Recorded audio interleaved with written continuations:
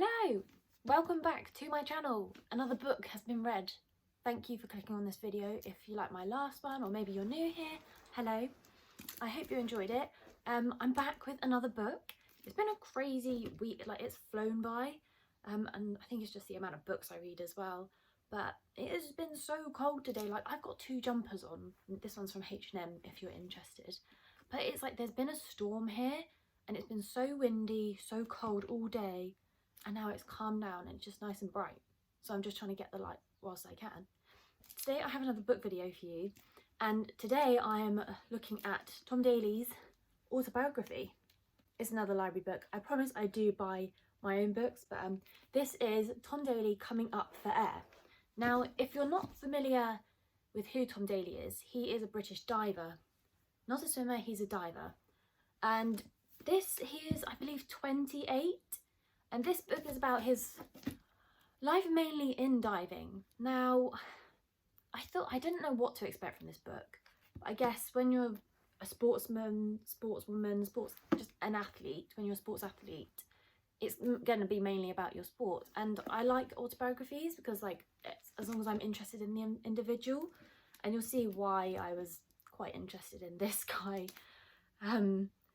For a very sad reason, when I was younger, I had a massive crush on him in school.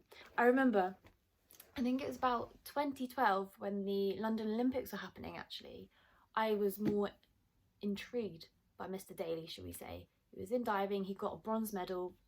It was a wicked year, 2012. And then the following year, something major happened, but I'll go into this book.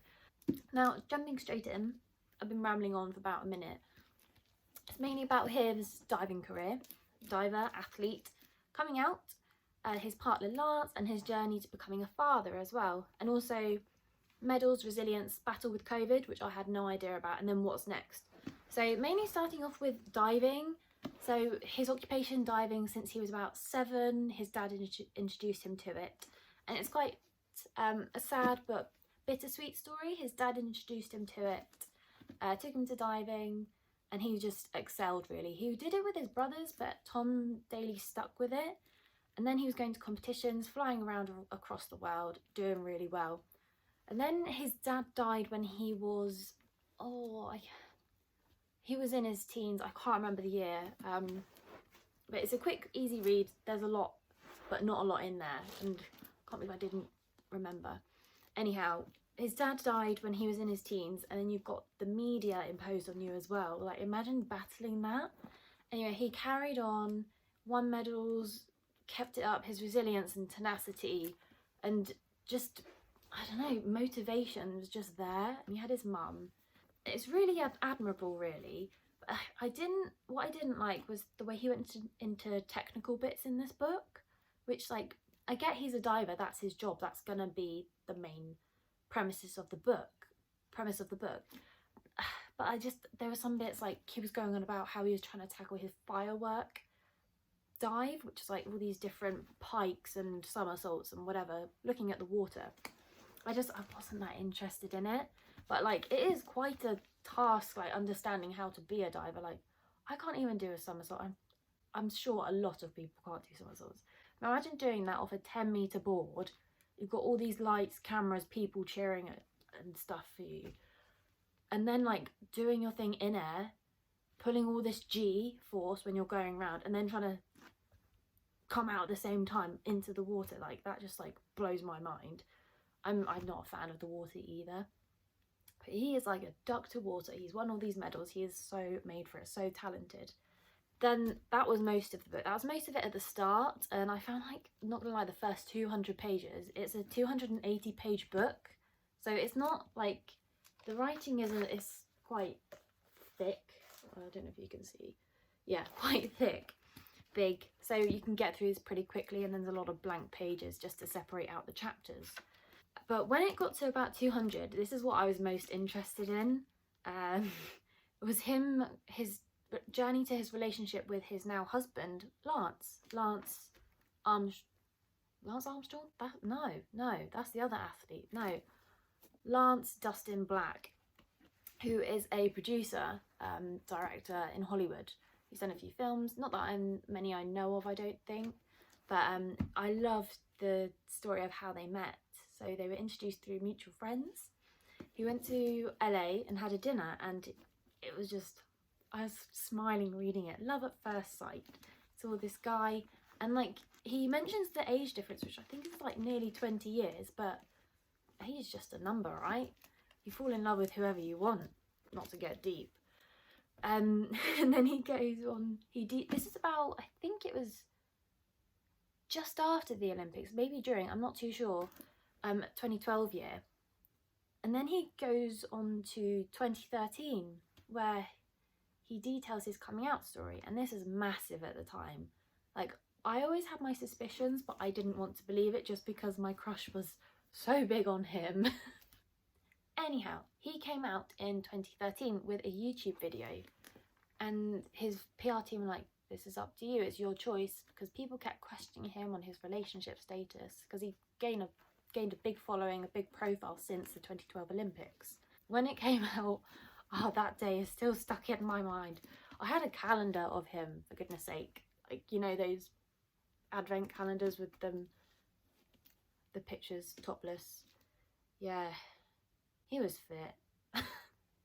It was my best friend the day before, when we had Facebook still and it was just online. She sent me a link to this YouTube video, and when I saw the title, I think it was something I want to share, but I can't remember.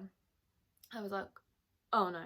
I didn't have to watch it, I just knew what it was. Anyway, I did watch it, and I was so sad throughout. I mean, he was probably very like, he was going through all the emotions, and I was there being this, like, I don't know, 12, 13-year-old kid, just like crying, feeling sorry for herself that her crush had come out as gay. Go him. But me, I was beside myself. And then I went into school the next day on the bus, and my friends knew I had a massive crush on him. They're like, oh, teasing me. It's nothing now looking back, it's just kids being kids. And then saying like, oh, your crush is out, it's gay. Like, I was distraught. But he is happy now. Like, the love story is just, oh, I love it. I love a good love story. And then the fact this is real life, and then coming out as an athlete, not many people do that in the sport, especially not like at the start or midway through their career. And it just opens your eyes up like, oh wow, that is very admirable.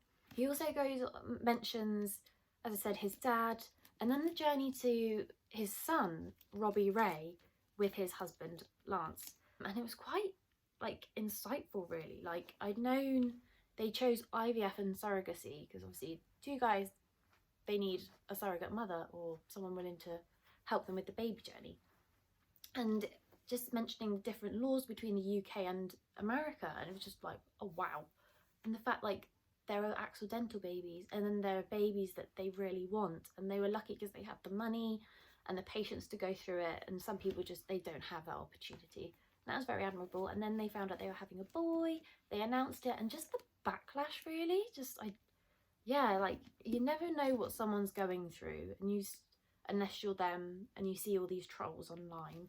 But this guy, like, he is made of tough stuff, like, very resilient through everything he's been through, and then dealing with all that and what these trolls would say, like, it's wrong, it's disgusting. It was tough, a tough read at that point. I was just squirming throughout. Yeah, not good. Linking back to his diving, Tom Daley, he describes how, like, the pressures, like, are immense. Like, they train like up to 6 days a week, sometimes 7, pushing it, and just the pressure that's on them to win, to get those medals, because it's like they train 4 years to get that. Think about when COVID hit, waiting like an extra year, and like the uncertainty of whether your body can take that. Just, oh. But also his experience with his coaches, having different ones, and then his battle with injury. So having different coaches that were supportive, and then others that were supportive in a different way. So the pressure, like, oh, by the way, if you don't get this medal, we don't get this funding. And then there's the Diving Association. If you get too much external funding, like after the Olympics, we was getting all these deals and stuff, they would then cut the funding there. And just things you don't think about, really. Just like, yeah, it might be something that you love, but there are always going to be limitations. Like, it's not all plain sailing, even if they are in the public eye, and there is money, fame. It's not everything. His battle with injury, he would like rip like pieces of cartilage and stuff, and then breaking his hand. And then obviously when you're an athlete, like, that's your body is your tool. It helps you do your job. So there's, yeah, a small thing can turn into something much bigger. The fact he had concussion sometimes, just like, ooh. So as I said, I was a bit bored throughout most of this because it was mainly about his diving, which is like not something I was interested in. I'm interested in the nosy stuff. He mentions his battle with COVID, which I didn't realise he had. So he had like a tickly cough and stuff. And he actually ended up in a ventilator in a local hospital. So yeah, I didn't really know that one. But other than that, there wasn't really not much else that was interesting. He mentions like what's next, but that's just it. What is next? I don't know. I couldn't decipher if he's planning to do the next Olympics, which will be, is it Paris? I think it's Paris. Yeah. But what he's going to do next, I don't know. Yeah, it was an okay read. I got through it quick. It's done. If you like Tom Daley, there you go. There's a book for you.